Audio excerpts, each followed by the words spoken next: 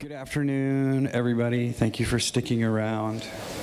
I know it's probably past lunchtime. 4 a.m. my time, I think, in Seattle right now, so I'm not super hungry. The coffee's good, though.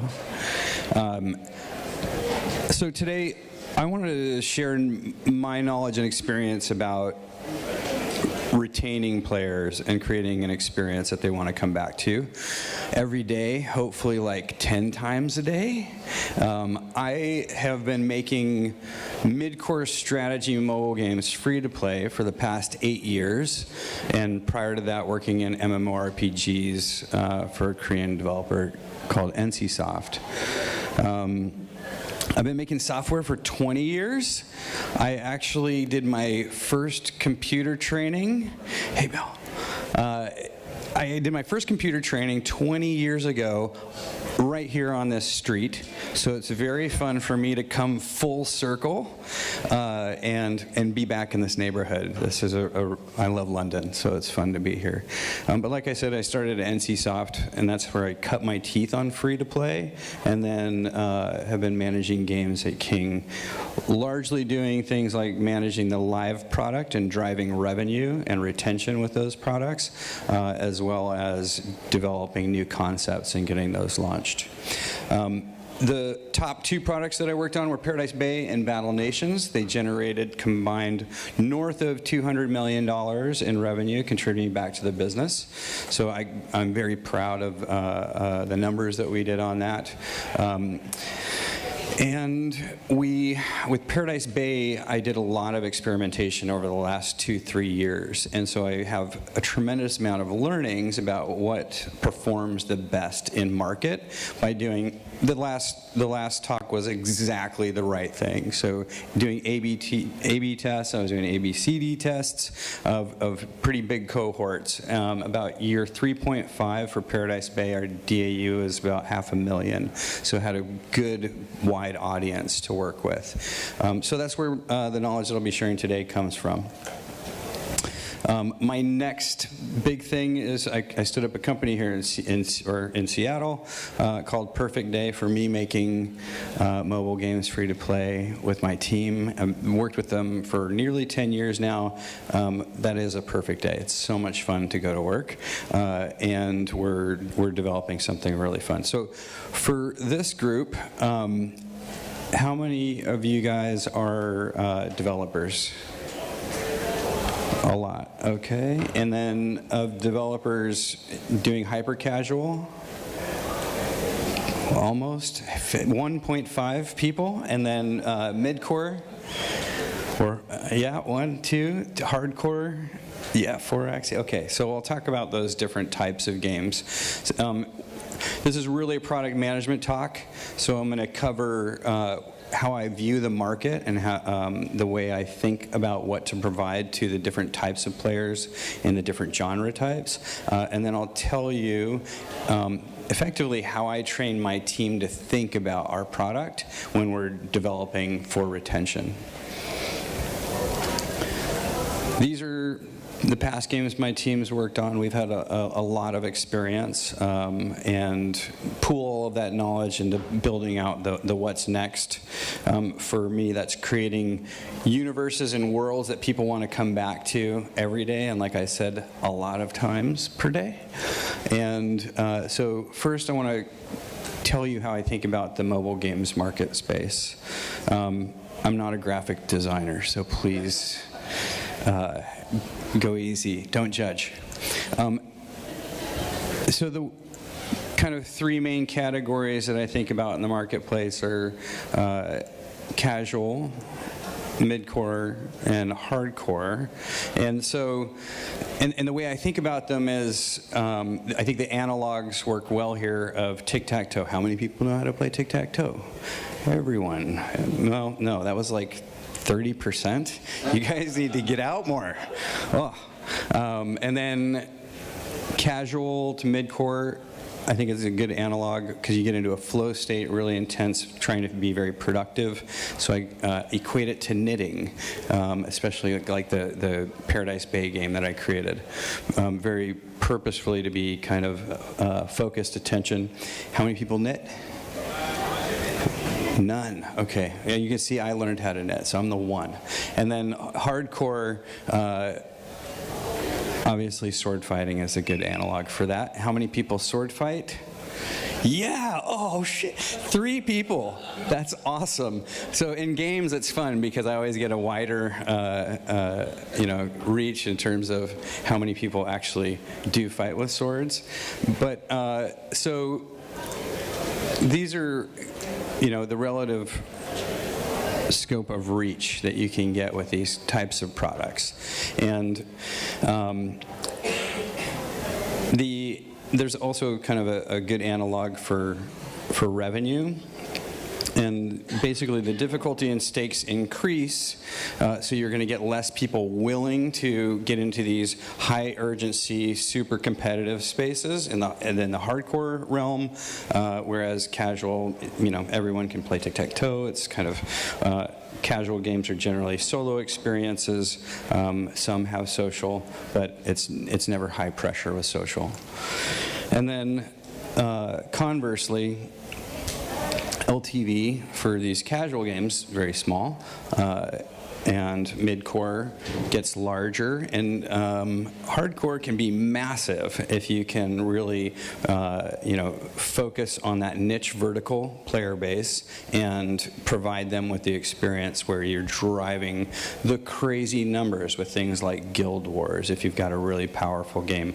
But this is like Machine Zone, a Game of War style products that are really driving a lot of revenue through crazy amounts of competition.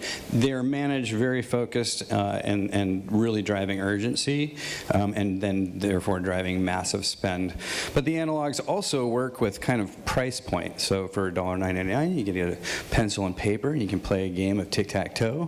For about $20 on Amazon, you can get a starter kit to learn to knit. That's what I did. That's how I know. And then for a sword, it's probably at least $200 for a pretty good sword. You don't even have a shield, so you're probably going to spend more. But there's outliers in that some products can provide feature sets that are wide enough for multiple audiences. I think the best example of this is Clash Royale. So it's the type of game that you can get in, play within seconds, and start to feel some competency, agency, and strategy, even though the skill is in quotes with that game, because it's really kind of just dropping and watching what the toys are doing on the battlefield. But that can really appeal to all the way casual to hardcore players. I don't know, how many of you guys have played Clash Royale and are in a guild? Some hands went down. Yeah. But you can get into these really hardcore play scenarios, but it's a vertical UX, and so really low friction in terms of barrier to entry. So something to think about if you're designing a product. So that's how I think about the marketplace. For those different types of players, I think, and even for hyper casual, the product philosophy about retention can be applied to all of those categories. And so this is what I train my team on. I call it the golden triangle. Try to be catchy with that one. Most people can remember that. With the 3 corners being the 3 most important pillars for retention. The number 1 being quality, and then content, and then offers. So the most important thing is you have a product that someone can get into,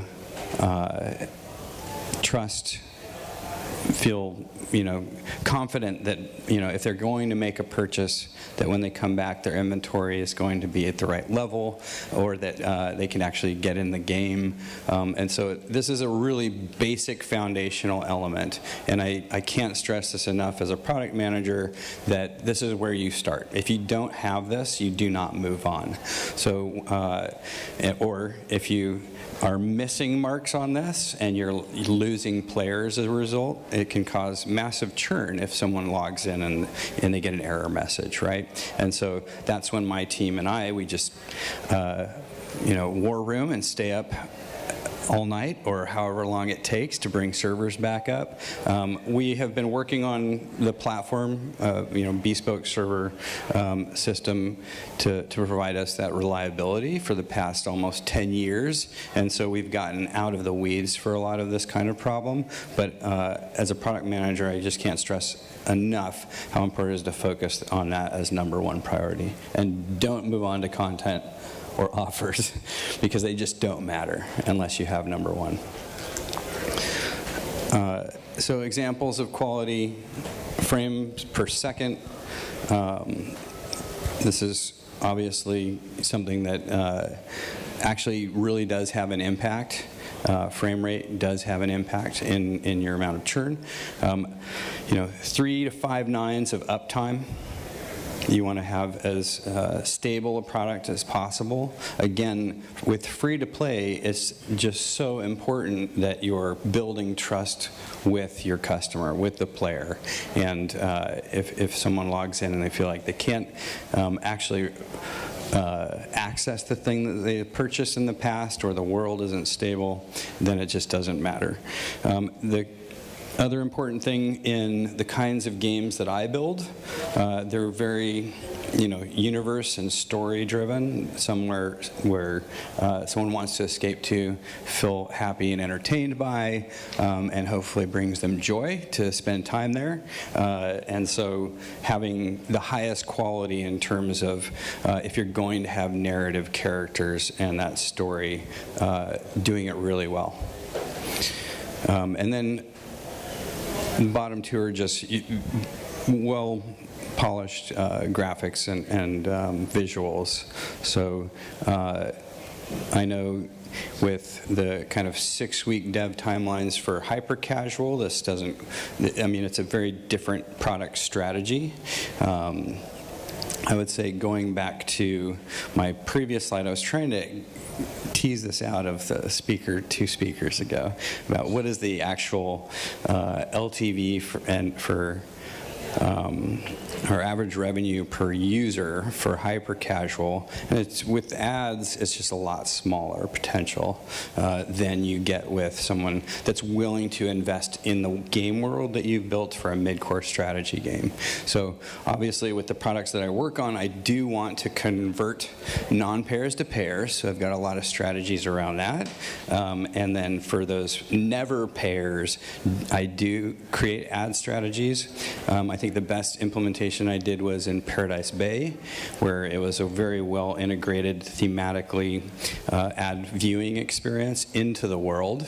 And then the benefit for the player was that they could, get progression bonus by watching ads. So I think a lot of the hyper-casual games do this well, but probably could do it even better in terms of tying in the ad experience to the actual game content. Because players have goals, they want to progress. If you can, tie it to the narrative, to the theme of the product, I think you'll get even more engagement. As far as content, the second important piece, getting players to come back into the game is very important. I think Battle Royale has instant variety every time someone comes back into the game, so it's very powerful, as you've seen with Fortnite, PUBG. For the types of games that work mobile first, like I said, Clash Royale is best in class, and having some sort of continually updating live event mechanism in the game can just drive people to give them a reason to come back, and especially if it's tied to social and competition. Then within the games that I build, there are different content pipelines. So for Paradise Bay, you could collect a lot of pets. And we have events that are just focused on collecting more pets. And so it's a good way to trigger a player to come back in. And then user-generated content through PvP tournaments, guild events, things like that, more content for the player to come back for. And then all of these things, and tied with the story, drive a narrative for players to come back and get in the game. With mobile games, no one wants to read much text. I think one of the best in class in terms of story is Homescapes. It kind of tells you and drives this narrative with very little text. So I would go look at that as an example. And then lastly, offers. So this is the merchandising aspect of the game. So when you're trying to drive those high revenue numbers, like I was able to do in those products that I mentioned, you want to have them tied specifically to the player's immediate goals. So when I'm doing live ops, I can get those massive spikes of revenue, basically with a short time-based event, and then making an offer that is timely and directly tied to someone's desired progression goals. That's a good way to contextualize the value proposition to the player. And then, avatar skins, things like that. And then, obviously, paying for collection. Never pay to win. So that's one of the ways where I think those really hardcore games, again, who raised your hand for the hardcore games? Okay, yeah, I would stress this very important point. I know with Game of War, it really was, you could spend to be the most powerful. And while that's great as a short-term way to generate revenue, it is not they're not going to be coming back to their games. And you've seen Machine Zone struggle as a result over time. I want to have players that will come back to all of my products for the rest of their life. And the games have to be fun and fair in order to build that player trust and also have the widest reach. So I just don't believe in allowing to pay for power. Obviously, in free-to-play, it's time or money, and so focus on allowing for speeding up progression or personalization, customization, things like that is going to be more effective to retain a player base for a lifetime. I'm almost done. Okay. I will just show you how I think about the product, what I'm designing for the next product. Highest level, we're launching IP, great social, and wide reach and long-term gameplay. Next level down, I want to have a strong retention layer. You can have all of this feature set, as well as the base layer for these core loops that I want the players to go through. I'm not going to show you the total detail there, but this is what it looks like in terms of the UX that I design, of the player experience.